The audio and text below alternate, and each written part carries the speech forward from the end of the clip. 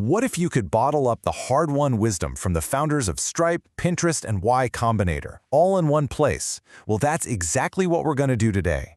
We're going to build a founder's playbook, taking you from that first little spark of an idea all the way to the marathon of building an empire.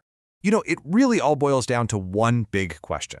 What is the actual difference between a great idea and a world-changing empire? The answer? It's the journey. It's a path with predictable stages, challenges, and some really critical mindset shifts. So we've dug in and distilled the most essential advice from the people who've done it, founders of Stripe, Pinterest, and the legendary Y Combinator, to give you a clear roadmap. Let's dive in. All right, so our journey begins somewhere pretty counterintuitive. Paul Graham from Y Combinator argues that before you write a single line of code, before you even build a slide deck, you have to unlearn almost everything you think you know about business. Graham's analogy here is just perfect. He says it's like learning to ski as an adult. Your gut instinct, your intuition, is to lean back when you get scared, to try and slow down. But on skis, that's the one thing that makes you lose all control and crash. Startups are exactly the same. All those gut feelings you've developed in school or at big companies, a lot of the time, they're going to lead you straight off a cliff. And here's exactly where those bad instincts pop up. Your brain wants to learn the theory of startups. It wants to find a growth hack, some secret trick. But what you should be doing is just learning about your users. Your brain wants to think up a startup idea, but the best ideas almost always come from solving a real problem that you're genuinely obsessed with. There are no tricks. There's only one thing: making something your users absolutely love. And that gets to such a crucial point. So much of what early-stage startups do, designing the perfect logo, renting a cool office, trying to raise a huge round of funding, it's what Graham calls playing house. It looks and feels like a company, but there's no substance. The only rule that actually truly matters is this: make something people want. That's it. Okay, but after all that talk about not trusting your gut, there is one area where you absolutely should trust it: people. Your instincts about who is smart, who is trustworthy, and who you'd actually enjoy working with, those are invaluable. Don't ever ignore that gut feeling just because someone's resume looks amazing.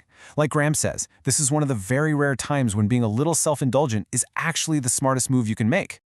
So once you have those first few people on board, your role starts to change. You're not just a founder anymore. You're becoming the architect of a culture. And listen, culture is not about ping-pong tables or free snacks. It's about something way, way deeper. The founders of Stripe and Pinterest break culture down into 4 really practical pillars. First, it's who you hire. Next, it's what you actually do every single day, not what you say you value in a memo. Third, it's how you communicate. Stripe, for example, is famous for its radical internal transparency.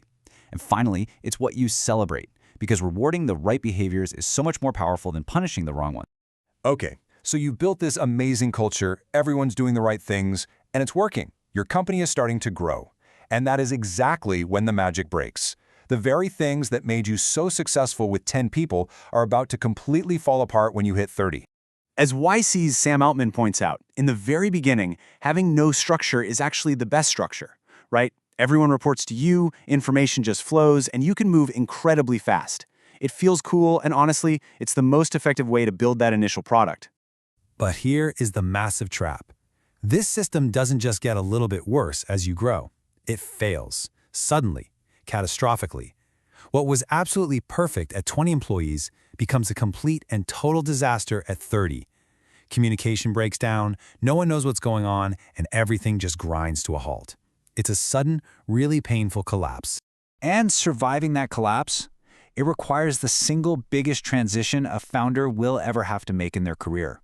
It is a fundamental change in your entire job description.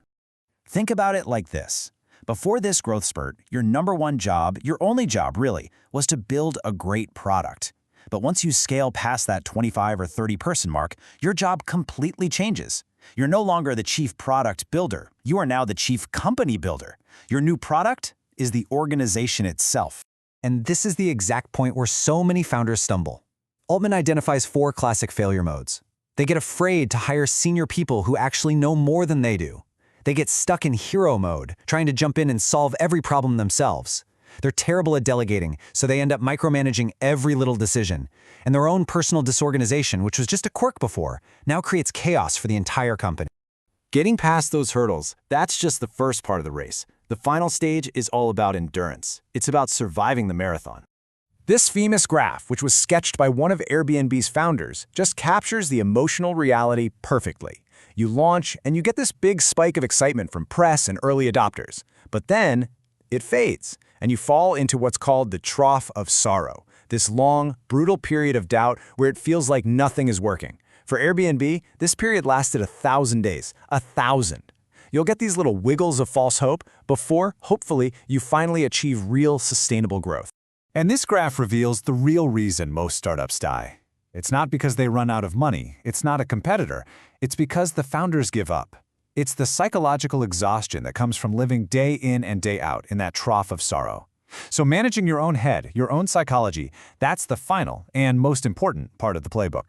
And so we come right back to the core challenge of this whole journey. Your role will inevitably have to shift from building a product to building a company. The only question left is, are you ready to make that leap?